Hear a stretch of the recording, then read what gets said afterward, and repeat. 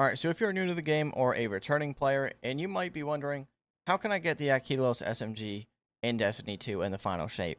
So in order to get the Ikelos SMG, this is going to drop from the Operation Seraph Shield mission over in the Legends tab. It is part of the exotic mission rotator.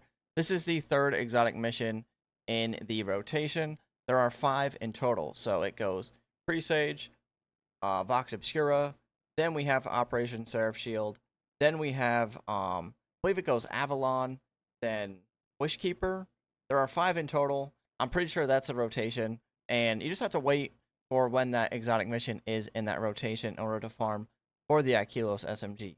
Now you do get 3 red borders guaranteed from that mission when it is that featured mission, and you can farm it as many times as you want. So let's say you get your 3 red borders or whatever, and you don't get an Ikelos SMG to drop from it. You can keep running that mission 100 times that week if you really want to. However, you could run it 100 times and not even get an Ikelos SMG to even drop, unfortunately. It is kind of an awful farm, in my opinion. The mission is one of the longest out of the 5 between, that Avalon and Wishkeeper. They're both, all 3 of those kind of take a little bit. However, if you have a team, you just farm it on normal because it's the same amount of drops on normal and legend.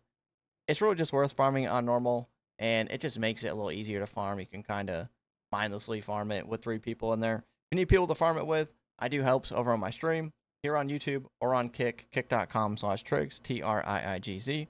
But that's all you gotta do to get the Ikelos SMG. You just gotta wait for the Operation Seraph Shield to be featured in the exotic mission rotator, and just farm the mission when it's available. And you have a chance to always get an Ikelos SMG to drop, as well as maybe a red border for it.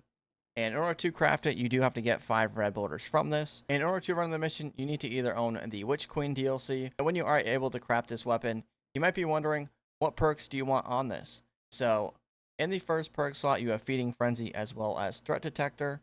Feeding Frenzy will give you that faster reload speed after you get rapid kills. Threat Detector will give you increased reload stability and handling when enemies are in a close proximity. Threat Detector I like for higher end content. Feeding Frenzy is more lower end content. And you want to pair either of these with Bolt Shot, which will jolt the enemies when you reload after getting a kill. When you shoot, it's going to jolt, and it's really good for ad clear. Pairs really well with those arc builds. This is a lot of fun to use, in my opinion. Definitely still worth getting in the final shape. Just kind of sucks that you have to not only wait for the Operation Seraph Shield mission to be featured in the exotic mission rotator, but it also takes a little bit to run the mission. You could go 100 runs and not even get 1 Ikelos SMG to even drop because there is a decent amount of weapons. There's the Ikelos weapon set, and then as well as the Season of the Seraph weapon set. A lot of weapons that can drop from it, unfortunately.